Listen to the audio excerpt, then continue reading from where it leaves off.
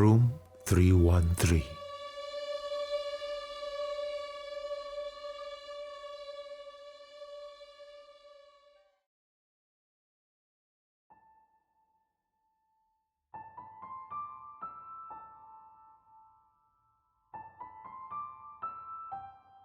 Sheila and Justin trudged up the hotel steps, dragging their luggage bags with them.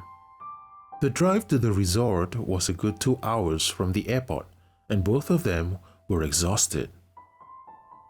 Sheila sat on one of the lobby couches and fanned herself vigorously with a pamphlet she had found on the table. Justin went up to the front desk staff and inquired about their reservations. The registration process was brief, and both of them soon made their way to their allocated suite on the 3rd floor at the end of a long corridor. Number 313, 313, 313. Yep. This is us. He smiled cheekily at Sheila as he slid his key card into the reader on the door. It clicked open smoothly and they stepped in. Sheila looked around uneasily at their suite. This was supposed to be their honeymoon, and she could not help feeling a little bit disappointed by the ominous vibe the room was giving. Although the room was larger than she had expected, the grey walls and the bare floorboards gave it an air of dread. The canopied bed, although elegant, did not do much justice to the overall feel of the place. Justin pulled the curtain in hopes of brightening the room, but the dense trees outside the balcony offered only a feeble amount of sunlight to peek through. The glass doors to the balcony were nailed shut, and the trees cast a foreboding shadow on the floor littered with dead leaves. Sheila glanced at the hotel pamphlet in her hand and compared the beautiful photos of the rooms to the one she was in right now. She had a lot of things to say, but looking at Justin all excited as he checked out the bathtub and testing the waters on the pipes made her purse her lips. Justin certainly did not seem to mind the stray cobwebs at the corner of the room or the thin layer of dust on top of the television. As they settled down, Sheila busied herself with unpacking their belongings while Justin began fiddling with the television. He could not get it to start. Slapping the remote control in his hands, he tried in vain to turn on the device, but to no avail.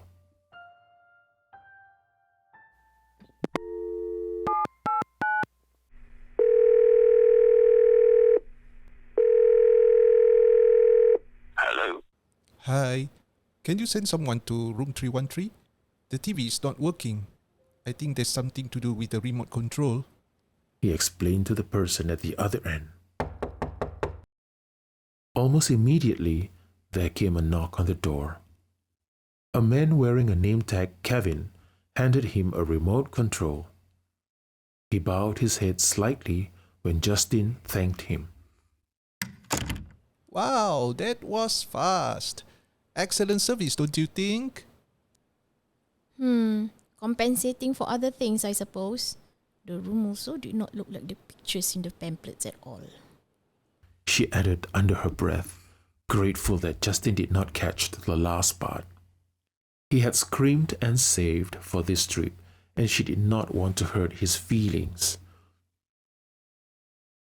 She brushed aside her negative thoughts and suggested that they go out to look for dinner instead.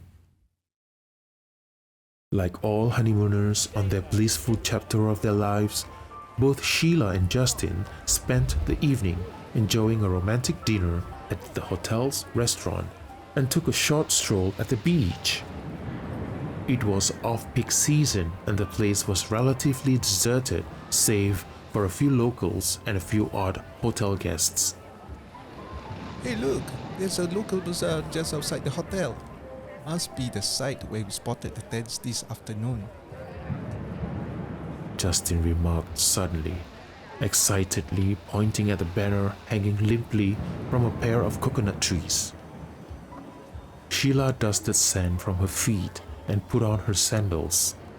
She looked up and nudged Justin when she spotted Kevin standing among the trees looking at them. They turned to him. He waved and they waved back at him. After an hour of exploring and taking in the sights at the bazaar, they decided to call it a night and headed back to the hotel. They stopped at a local food stall and bought a few packets of grilled meat stewed on sticks. Stepping out of the lift on the third floor, they bumped into Kevin again. Hey, Kevin! Here, this is for you. Thank you for helping with the TV just now, yeah? Justin handed one packet of the stewed meat over to him. Kevin smiled shyly and took the meat, politely bowing before entering the lift. Both of them then turned and walked back to their room.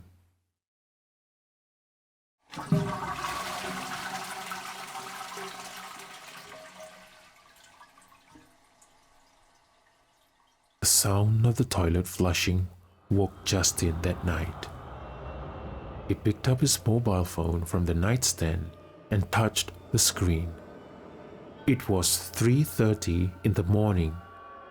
He rubbed his eyes and heard it a few moments later, the constant flicking of the light switch. From his position facing the bathroom, he could see the light underneath the door, going on and off at intervals. His first thoughts were of his wife, Sheila. What is she doing? Playing with toilet switches in the middle of the night. Crazy woman.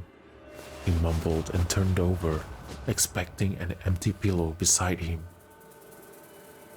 His arm hit something warm, and his eyes widened when she saw Sheila snoring softly beside him. Behind him, the flicking of the bathroom lights continued, and then silence. Justin flicked on the night light and sat up straight.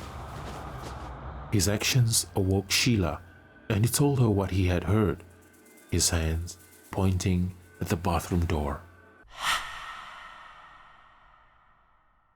It was then when they heard it, the soft sound of a woman crying.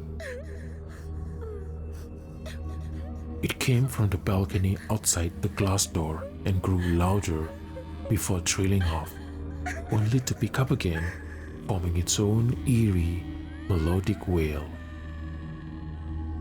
It went on for a while, and the couple sat there helplessly, hearts beating wildly. From behind the curtain, they could make out a shadow of a woman walking listlessly outside on the balcony, back and forth, back and forth, back and forth.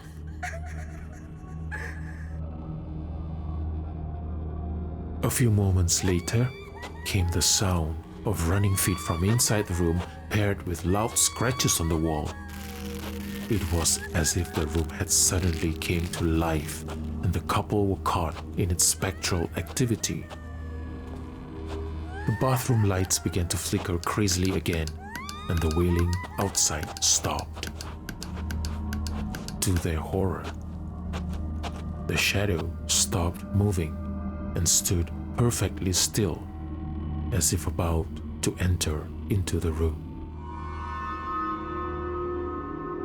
The audible sound of the glass door creaked as if the shadow was willing it to open. By this time, Sheila was almost in tears and Justin has had enough. Both of them decided to flee from the room. With bare feet, they ran along the dimly lit corridor. The lift arrived just in time, and while rushing in, Justin happened to glance at the top of the silver dustbin and saw the paper bag containing the meat that he had given Kevin earlier, untouched. At the front desk, Justin relayed his story to the staff on duty. At first, both of them wore stoic expressions, as if they were used to guests running out of their rooms in the middle of the night.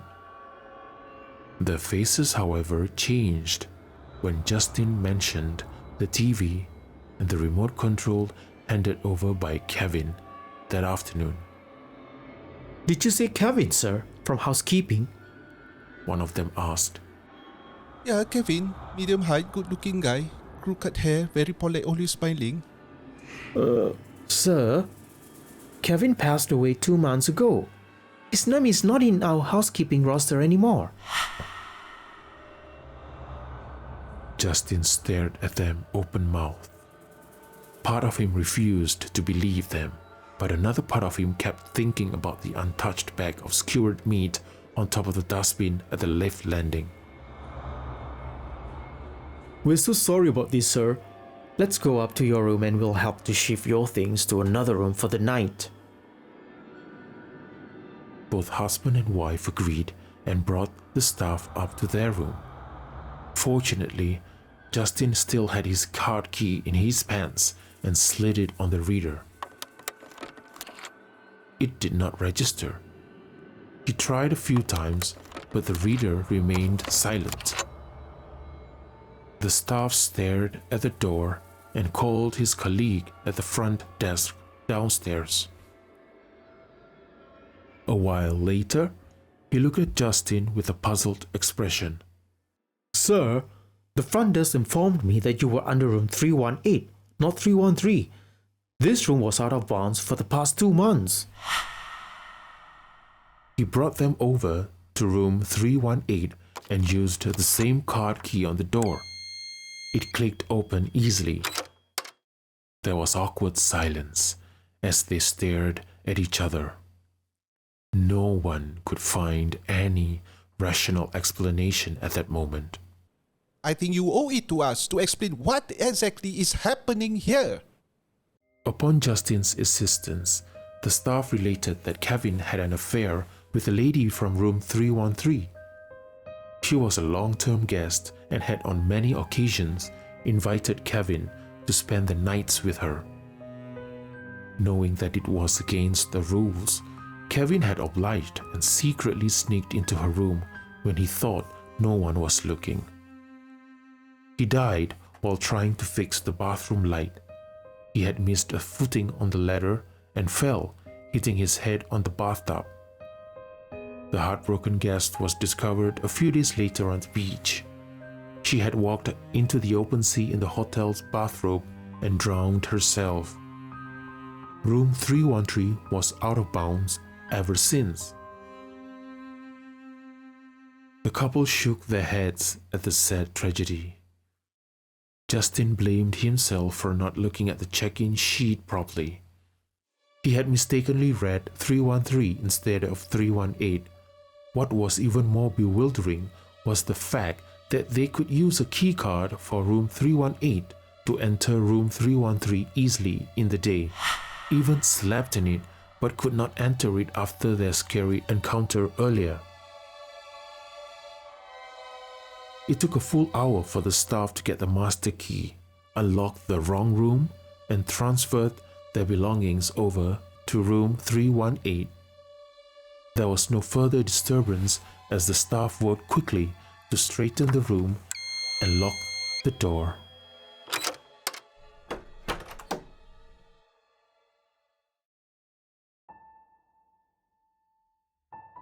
Over in room 318, the newlyweds finally fell exhausted on the bed as the first rays of sun peeked through the curtains on a beautifully furnished room that looked exactly like the pictures in the pamphlet.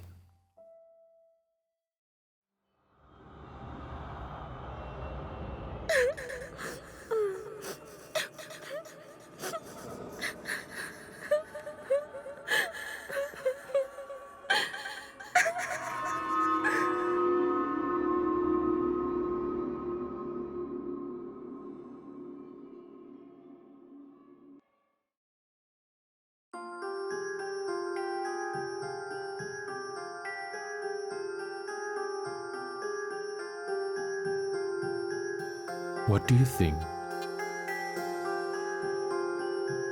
Who was that person that was called Kevin?